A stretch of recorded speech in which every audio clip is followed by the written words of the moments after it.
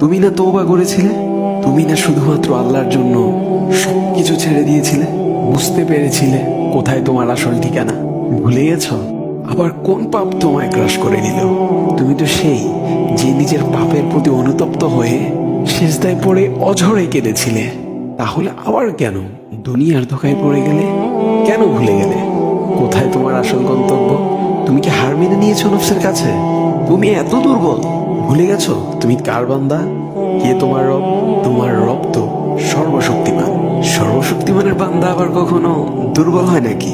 মৃত্যু পর্যন্ত লড়ে যাও তুমি। শয়তানকে দেখিয়ে দাও তোমার ইমানের পাওয়ার। শয়তানের ধোকায় পড়ে অনেক পাপ করে ফেলেছো, তাই নিরাশ হয়ে গেছো তুমি, তাই না? তুমি কি জানো না তোমার রব কতটা মহান? তিনি তো তোমাকে ক্ষমা করার জন্য অপেক্ষা করছেন। তাই ফিরে আসো সেই রবের দুয়ারে, যার দুয়ার কখনো বন্ধ হয় না। ভিডিওটি ভালো লাগলে একটি শেয়ার করে দিবেন, হয়তোবা আপনার একটি শেয়ারও কারো হেদায়েতের উসিলা বনে যাবে।